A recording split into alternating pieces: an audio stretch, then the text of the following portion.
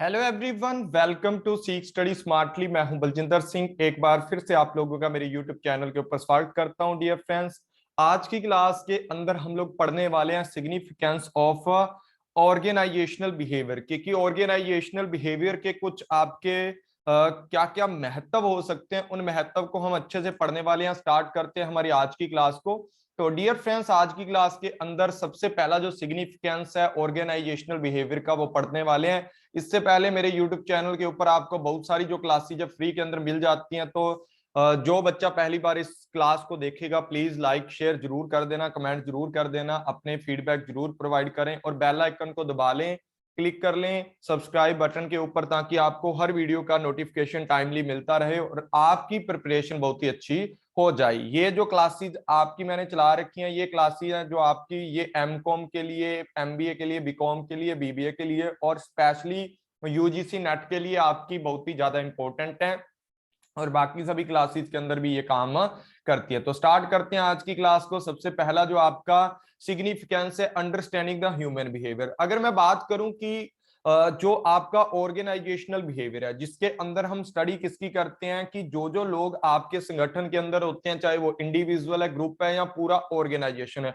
उनके बिहेवियर को समझने के लिए इसकी स्टडी की जाती है। तो उसके अंदर कौन कौन लोग आते हैं? इंडिविजुअल तो ह्यूमन है, ठीक है, और ग्रुप के अंदर भी ह्यूमन आते हैं, ऑर्गेनाइजेशन के अंदर भी ह्यूमन आते हैं। उन सभी लोगों को देखा जाता है कि कौन सा बंदा, आप यहां पर ऑर्गेनाइजेशनल बिहेवियर के अंदर इंफॉर्मेशन इकट्ठी करते हो, फैक्टर फैक्टिंग इकट्ठे करते हो, जो बिहेवियर के ऊपर क्या करते हैं, इंपैक्ट डालते हैं। तो यहां पर हम ऐसी जानकारी को इकट्ठा करते हैं जिसके अंडर हम लोग क्या करते हैं भाई, कि ह्यूमन जो एक पर्सन है वो किस तरीके से अपनी डीलिंग करता है, कैसे वो बिहेवियर करता है किसी काम के अंदर जाकर के, ये वाली चीजें आपको समझनी जरूरी है। तभी आप अपने ऑर्गेनाइजेशनल के क्या कर सकते हो, ऑर्गेनाइजेशन के अपने गोल हैं जो अचीव कर सकते हो। तो आज के टाइम पर जो एक हेडेक बना हुआ है मैनेजर लोगों के लिए कि उनको अंडरस्टैंड करना पड़ता है ह्यूमन किस तरीके से काम करता है और किस तरीके से वो अपनी जो प्रॉब्लम्स है उनको सॉल्व आउट करवा सकते हैं, या अपने बिहेवियर को या अपने ग्रुप के अंदर किस तरीके से वर्क करवा सकते हैं। नंबर 2 पे बात करते हैं प्रेडिक्शन ह्यूमन बिहेवियर। हमें पता करना होता है ह्यूमन के अंदर। जब हमें पता लग गया कि एक बंदे का इस तरीके का बिहेवियर है, अब हम लोग प्रेडिक्शन कैसे करते हैं कि आने वाले टाइम के अंदर वो बंदा किस तरीके का क्या करने वाला है, काम करने वाला है। तो इसके अंतर्गत क्या होता है कि आप लोग स्टडी करते हो, किन लोगों की स्टडी करते हो, ह्यूमन या इंप्लॉइज के बिहेवियर की स्टडी करते हो। इसके आधार पर कहा जाता है कि कोई भी बंदा किस तरीके से मोटिवेट होगा, कैसा वो कम्युनिकेशन सिस्टम है उससे वो सही तरीके से काम करेगा, कैसी उसको लीडरशिप चाहिए, कैसी उसको ट्रेनिंग चाहिए। ये सारी बातें आपकी यहाँ पर देखने योग्य होती हैं और इनके आधार पर ही हम देखते हैं कि हर बंदा किस तरीके से बिहेवियर करता है, उसको किस तरीके से प्रिडिक्ट किया जाता है। तो अगर प्रिडिक्ट करते हैं आने वाले टाइम में कैसा बिहेवियर, तो उसके लिए उसको एक मोटिवेशन देना पड़ता है, कम्युनिकेशन उनके साथ करना पड़ता है, लीडरशिप है, ट्रेनिंग उनको देनी पड़ती है, ताकि उनके व्यवहारों का अनुमान लगाया जा सके और जो बीच में कमियां रहती हैं, ठीक है ना, जो बीच में कमियां रहती हैं उनको पकड़ करके उन कमियों को सुधारा जाए, उनके ऊपर कंट्रोल किया जाए। तो वो सारी बातें यहां पर आप लोगों के होती हैं ऑर्गेनाइजेशनल बिहेवियर के अंदर। नंबर 3 पे बात करते हैं, यहां पर नंबर 3 पे बात करते हैं कंट्रोलिंग ह्यूमन बिहेवियर, ठीक है ना। ह्यूमन बिहेवियर को कंट्रोल करते हैं जब हमें पता है कि कोई भी बंदा किस तरीके का क्या करने वाला है, हमारे ऑर्गेनाइजेशन के अंदर व्यवहार करने वाला है, उसको किस तरीके से कंट्रोल किया जाता है। कुछ लोगों को मोटिवेट करके कंट्रोल किया जाता है, कुछ लोगों को उनका एटीट्यूड चेंज करके कंट्रोल किया जाता है। ये सारी स्टडी जब आप करते हो तो हर बंदे के बारे में हमें पता होता है कि कौन सा बंदा किस तरीके से कंट्रोल हो जाता है, ठीक है ना, कौन से बंदे को कैसा बिहेवियर वो अराइज करने वाला है, कैसा वो पर्सन उठाने वाला है और आप उसका किस तरीके से उसको आंसर दोगे, प्रिवेंट करोगे। ऐसे मेथड को ढूंढा जाता है ताकि हर बंदे को आसानी से आप क्या कर सको, उसको सेटिस्फाई कर सको और उसके बिहेवियर को समझ के उससे क्या कर सको, काम करवा सको। अगर कोई नेगेटिव बिहेवियर है तो how change can be implement, आप लोग किस तरीके से उसको चेंज कर सकते हो, कौन सा लीडरशिप स्टाइल उसको चाहिए कि वो बंदा हैप्पी हैप्पी तरीके से अपने आप में चेंजिंग ला सके। उसके बाद बात करते हैं किसकी, इंक्रीजिंग द परफॉर्मेंस लेवल। आप क्या करते हो यहाँ पर, एक परफॉर्मेंस लेवल को इंक्रीज करते हो। जब आपको पता है कि हर बंदे का बिहेवियर इस तरीके का, वो इस चीज से काम करता है या ऐसे एलिमेंटों से वो बंदा काम करता है, तो आपको पता लग जाएगा ना कि किस तरीके से एक बंदा सेटिस्फाई लेता है, मतलब किस तरीके से इंप्लॉई हैं जो आपके वो सेटिस्फेक्शन प्राप्त करते हैं डायरेक्टली, जो जो चीजें उनसे रिलेटेड होती हैं, अगर वो मोटिवेशन से होता है या किसी और चीज से होता है, तो उनको वो चीजें टाइम टू टाइम प्रोवाइड करते रहो। कोई बंदे होते हैं जिनकी सैलरी बढ़ती रहे, वो काम अच्छा करते रहते हैं, तो उनकी मतलब थोड़ा इंक्रीमेंटल रख दो उनकी सैलरी के अंदर, कुछ भी कर दो। मतलब ये सारी चीजें इंपॉर्टेंट होती है, वेरियस फैक्टर होते हैं जो रिलेटेड होते हैं ह्यूमन बिहेवियर से, तो उनके बिहेवियर को समझते रहना चाहिए टाइम टू टाइम, ताकि इंक्रीज की जाए ऑर्गेनाइजेशनल बिहेवियर, या हमारे ऑर्गेनाइजेशन के जो गोल्स हैं उनको आसानी से आप कंप्लीट कर लो, उनको पूरा कर लो। इसके लिए आपको टाइम टू टाइम उनके बिहेवियर को समझ के उसके ऊपर काम करना चाहिए, ताकि मोर एंड मोर सक्सेस आपको मिल सके आपके ऑर्गेनाइजेशन के अंदर, और जो आपके इंप्लॉइज लोग हैं वो भी सेटिस्फाई हो सकें। ये पॉइंट के अंदर था कि आप इंक्रीज कर पाते हो, तभी तो आपके ऑर्गेनाइजेशन की जो क्या है आपकी ऑर्गेनाइजेशन की परफॉर्मेंस है, तभी तो हाई लेवल के ऊपर जाएगी ना। नंबर 5 पे बात करते हैं, provide basis of human resource management. यहां पर अगर मैं बात करूं तो provide basis for human resource management, यहां पर ना आपको बेस मिल जाता है। HRM ह्यूमन रिसोर्स मैनेजमेंट के लिए आपको एक तगड़ा बेस मिल जाता है। जो OB है ना, वो HRM के लिए, ह्यूमन रिसोर्स मैनेजमेंट के लिए बहुत अच्छे से काम करती है। जब हमें एक बंदे का बिहेवियर पता लग गया, उसकी आदतें पता लग गई, उसकी पर्सनल पॉलिसियां क्या वो पता लग गई, तो हम आसानी से किसी भी बंदे को हमारे ऑर्गेनाइजेशन के अंदर ना आसानी से आप क्या कर सकते हो, उसको स्टाफिंग कर सकते हो। हमें पता लग जाता है, पर्सनल जब रिसर्च करते हैं, अंडरटेकिंग पर्सनल रिसर्च है कि एक कर्मचारी के ऊपर अनुसंधान करते हैं, तो हमें पता लग जाता है ना वो बंदा कैसा बिहेवियर करता है, किस तरीके से अपनी सर्विस प्रोवाइड कर सकता है, और हमारे किस ऑर्गेनाइजेशनल जो स्ट्रक्चर होता है उसके अंदर रह करके किस तरीके से सही समय पर सही स्थान पर एक सही व्यक्ति को आप क्या कर सकते हो, लगा सकते हो। तो अगर हमें बिहेवियर का पता होगा तभी तो ऐसा कर पाएंगे ना, कि बंदे के बिहेवियर कैसे हैं, वो कैसा स्पेसिफिक या एक ग्रुप के अंदर या एक ऑर्गेनाइजेशन के अंदर रहकर काम करता है। जब ऐसी इंफॉर्मेशन हमारे पास अवेलेबल होती है तो HRM वालों को भी क्या हो जाता है, थोड़ा हेल्प मिलती है इसके, और OB है जो इसको बेसिस प्रोवाइड करता है। उसके बाद नंबर 6 के ऊपर बात करते हैं। नंबर 6 के ऊपर बात करते हैं कि डेवलपमेंट एम्बिकेबल इंडस्ट्री रिलेशनशिप। यहां पर अगर मैं बात करूं तो अगर ऑर्गेनाइजेशनल बिहेवियर को अच्छे से समझ पाते हो, आप एक ऑर्गेनाइजेशनल के बिहेवियर को अच्छे से समझ पाते हो, तो इसके अंदर भाई क्या होता है आपका, आप आसानी से शांतिपूर्वक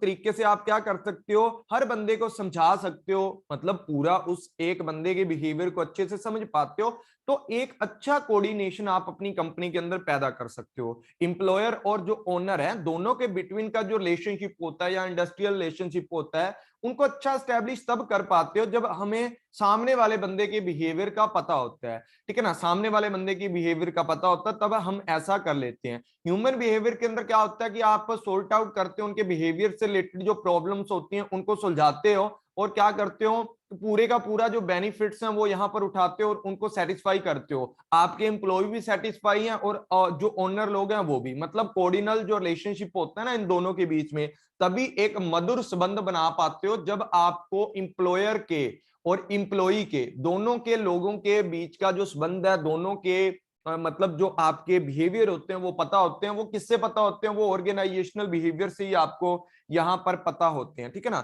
यहां से आपको वो चीजों का पता लग जाता है। नंबर 7 पे बात करते हैं हम। नंबर 7 पे बात करते हैं डेवलपमेंट ह्यूमन स्किल्स। किसकी बात करते हैं, डेवलपमेंट ह्यूमन स्किल्स की बात करते हैं। डेवलपमेंट ह्यूमन स्किल का मतलब ये होता है कि जब आप क्या करते हो, ऑर्गेनाइजेशनल एक बंदे के बिहेवियर को समझते हो तो हमें पता लग जाता है इसकी परसेप्शन क्या है, इसका एटीट्यूड कैसा है, ये लर्निंग कैसे करता है, कोई भी बंदा लर्निंग कैसे करता है, तो तभी तो पता लगेगा ना। जब हमें ऑर्गेनाइजेशनल बिहेवियर के अंदर एक बंदे के लर्निंग सिस्टम का, बंदे के एटीट्यूड का पता होगा, सभी चीजों के बारे में हमारे पास इंफॉर्मेशन होगी, तो हम लोग क्या करते हैं, research has been done by the year of prepare for the OB that we are seeing today. आजकल आपको देखने को मिलता है ओबी का जो रूप है हमारा, आजकल आपको देखने को मिलता है कि कई सालों के जो रिसर्च है उसके बावजूद हमारा ऑर्गेनाइजेशनल बिहेवियर है, इसको क्या किया गया, इमर्जिंग के अंदर आया है, एक उभरता हुआ सब्जेक्ट बन चुका है। आज भी अनेक प्रबंधक और अनेक शोधकर्ता हैं जो इसके ऊपर ध्यान देते हैं और अनेक प्रकार की जानकारियां यहां से आपको मिलती हैं। अंत जो आप लोगों का बिहेवियर है, जब तक उसको नहीं समझोगे तो ह्यूमन की स्किल को इंक्रीज नहीं कर पाते हो। हमें क्या पता कि कोई बंदा कैसे लर्न कर सकता है, कैसा उसका बिहेवियर है। जब तक बिहेवियर की स्टडी नहीं करते हो तो उनकी स्किल को भी इंप्रूव नहीं कर पाते। यही बात यहां पर आप ये बोली गई है। उसके बाद बात करते हैं आगे। आगे बात है making possible the optimum use of resources. यहां पर अगर मैं बात करूं कि जब आप बिहेवियर को समझ लेते हो तो बिहेवियर से जितने भी आपके ह्यूमन के साथ साथ मशीनरी है, आपकी मटेरियल है, मनी है, ये सारी चीजों को आप अवेलेबल आपके पास जो जो आपके पास सीमित लिमिटेड क्वांटिटी के अंदर ये सारी चीजें होती हैं। जब एक बंदे को अच्छे से समझ लेते हो तो उसको अच्छे से यूटिलाइज करवा देते हो। मतलब जब यूटिलाइज करने लग जाता है, क्योंकि हम उससे इसी तरीके से काम लेते हैं, उनके बिहेवियर को कंट्रोल करके रखते हैं, जैसा हम चाहते हैं वैसा वो काम करता है। ठीक है ना। हम जब ह्यूमन के बिहेवियर को समझ लेते हैं तो हम क्या कर लेते हैं, उसको कंट्रोल कर लेते हैं। और कंट्रोल कब होगा, जब आप अच्छे से उसको समझ पाओगे। जब ऑर्गेनाइजेशनल के अंदर जितने भी लोग हैं उनके बिहेवियर को समझ पाओगे, तभी तो हम लोग ऑटोमेटिकली कंट्रोल कर लेंगे उनको और उनसे अच्छे से अपने रिसोर्सेज को यूज करवाएंगे, जैसा हम चाहते हैं वैसा स्टेप बाय काम करवाएंगे। नंबर 9 पे बात करता है इंप्रूविंग ऑर्गेनाइजेशनल इफेक्टिवनेस। और जब रिसोर्सेज का अच्छे से यूज होगा तो ऑर्गेनाइजेशनल के, इंडिविजुअल के, पूरे ग्रुप के, सभी के क्या होंगे, बेटर यूटिलाइजेशन करेंगे, सभी के गोल पूरे होंगे, सभी सेटिस्फाई होंगे, जिससे आपके ऑर्गेनाइजेशनल एरिया के जो बेटर रिजल्ट हैं वो आपको अचीव होंगे। मतलब टोटल जो आपके गोल्स हैं वो अच्छे से आप यहां पर कंप्लीट कर पाओगे। नंबर 10 पे बात करते हैं इंप्लीमेंटिंग चेंज अन अपोजिट। अगर मैं बात करूं कि कई बार क्या होता है, परिवर्तनों का निविरोध लागू करना। अगर क्या होता है कि कई बार आपके ऑर्गेनाइजेशन के अंदर क्या होता है, प्रत्येक जो आपके ऑर्गेनाइजेशनल है वो बदलता रहता है। आपको पता है कि जितने भी आपके ऑर्गेनाइजेशन होते हैं वो भी is a change oriented system है, और आपके ऑर्गेनाइजेशन के अंदर भी आपको टाइम टू टाइम चेंज लाना पड़ता है।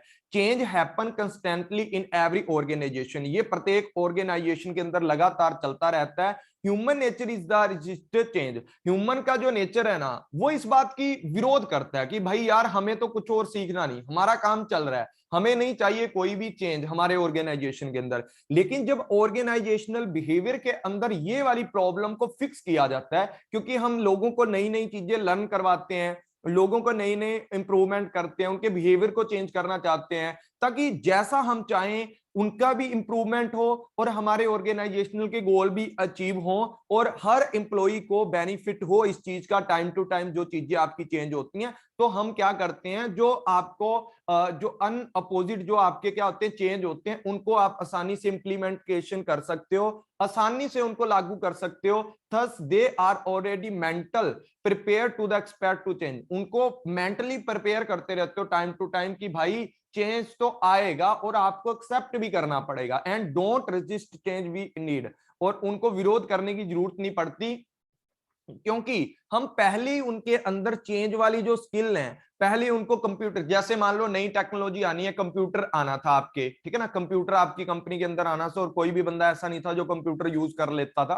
तो आप लोगों ने क्या किया, उनको ट्रेनिंग देनी स्टार्ट कर दी, पहले उनका माइंडसेट ऐसे कर दिया कि आपको कल को ऐसे काम करना है, ऐसे काम करना है, ऐसे काम करना है। तो क्या होगा, उनके अंदर स्किल डेवलप होगी। कौन बंदा है जो मतलब कंप्यूटर के लिए ना करेगा, उनको समझाना है कि भाई मेरी बात सुन, आपका फायदा है इसके अंदर, आपका बेनिफिट है, आपका ही फायदा इसके अंदर होने वाला है कि आपको कम काम करने की जरूरत पड़ेगी, आपको भारी काम नहीं करना पड़ेगा, आपको धूल मिट्टी के अंदर इतने इतने रजिस्टर नहीं ढूंढने पड़ेंगे, आप लैपटॉप पे काम करोगे। आप इस तरीके से उनको पहले ही उनका माइंडसेट बनाओ, उनका एटीट्यूड इस तरीके का बनाओ ताकि हर बंदा चेंज को एक्सेप्ट करने का मतलब हर बंदा चेंज को एक्सेप्ट आसानी से कर ले। ये थे आपके 10 तरीके की आपकी क्या ऑर्गेनाइजेशनल बिहेवियर की सिग्निफिकेंस। तो पहले से देखो, पहला नंबर ये था कि आप अंडरस्टैंड करते हो ह्यूमन का बिहेवियर, दूसरे पे प्रेडिक्शन करते हो, तीसरे पे कंट्रोल करते हो, चौथे पे इंक्रीज करते हो परफॉर्मेंस लेवल को, पांचवें पे क्या होता है कि ये बेस होता है, जो ऑर्गेनाइजेशनल बिहेवियर है ये एचआरएम का बेस बनता है, एचआरएम के अंदर भी हेल्प करता है।